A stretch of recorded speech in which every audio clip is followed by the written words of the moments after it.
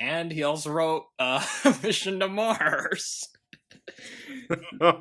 Classic. It's been a while since I've seen that one. Oh, it is not a good movie.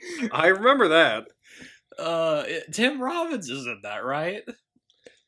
Was that the one where the plot twist at the end is aliens came down to Earth and became all of Earth life or something? I don't fucking know.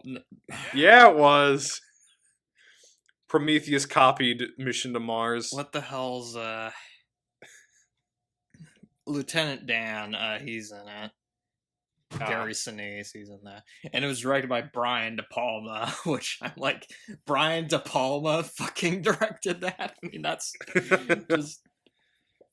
But anyway, that be getting off topic. Which... that was what...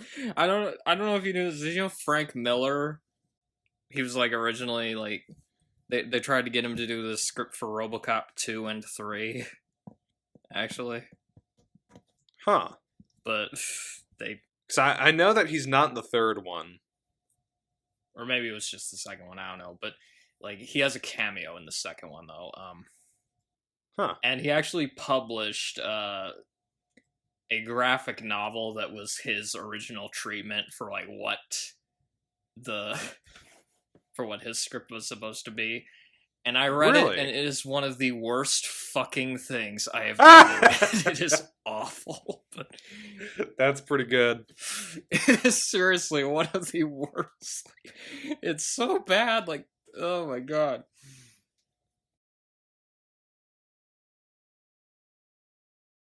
CCH Pounder. She was also in Avatar, which... I feel like we might end up doing a podcast on Avatar at some point. Which Avatar? The first one. Because the new one's coming out. Did you think I was talking about The Last Airbender? I was afraid for a second. We're never doing that. Have you seen that?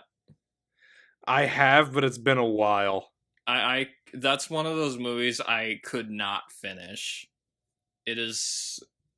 And that was when I was going through a period where I would usually watch a movie from start to finish, but that was one I refused. I just could not finish it. It's one of the worst movies I've ever seen. With James Cameron's Avatar, I saw it. I've watched it twice, and the second time I fell asleep halfway through. Oh wow! I've seen it once. I don't really remember much of it though. Yeah. I will say the fact that it's like 10 years later and they're finally getting that sequel out is impressive. It's like 13 years later. They're not just doing one sequel, they're doing like several sequels. I think there's gonna be Avatars 2, 3, 4, and 5. Yeah. I thought I heard that they got the okay to do a 6th one. But I don't know. Oh god, 6? Are you fucking serious? How much more do we have to learn about the Na'vi? I don't know how you can squeeze that many movies out of Avatar. They I don't barely know. Get one off the ground. Because the first one's basically just dances with wolves in space. I mean, there's really like... but anyway. And again, I really wonder, like, when people first saw this movie, like, they didn't have much of a hint of what this movie was about exactly, so seeing it in the theaters must have been that would have been nuts. Be a little bit like going to see From Dusk Till Dawn in the theaters. Yeah, and then seeing it turn from a, like some Reservoir Dogs type movie into, like... Dawn of the Dead in a bar, I guess. That's actually how my dad saw that movie. He didn't know what it was about. He just saw that Tarantino wrote it. Yeah. And so he went to go see it.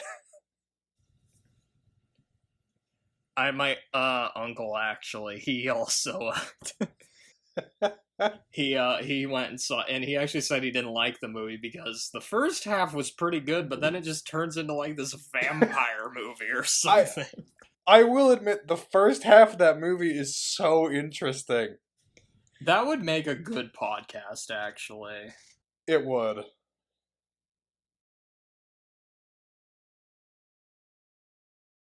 You know, it's funny. He's in Delta Force 3, actually. The first two Delta Force movies, you know, both have Chuck Norris in them. And then the third Delta Force movie, they had to get his son Mike Norris to be in it. Huh. Yeah, and Nick Cassavetes is also in it. As well as, like, I think Michael Douglas's brother is in it too, like Eric Douglas. That is a strange cast. Just a bunch of like relatives of more famous actors are in it for some reason, and it's as bad as you would expect. Honestly, I'd love to have more of those where you don't hire the famous people, but the famous people's siblings and see how the movie turns out. I think they did that with another movie. Oh gosh, what was the name of it? I think it was called like Death Ring. And they had Mike Norris was also in this movie. As well as like the son of like Steve McQueen and the son of Patrick Swayze. I don't remember if it was their brothers or their sons. I don't know, but Victor Quintero as Iceman. Death Ring's also a terrible movie.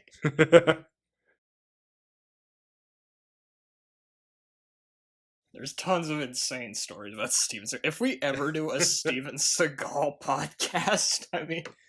I think I've only ever seen one Steven Seagal Under movie Siege. before.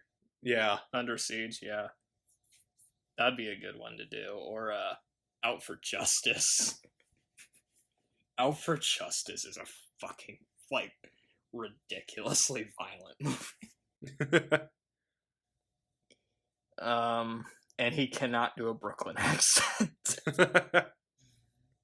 Or an Italian accent. Or really any accent. Anytime Steven Seagal does an accent, it sounds absurd. But anyway.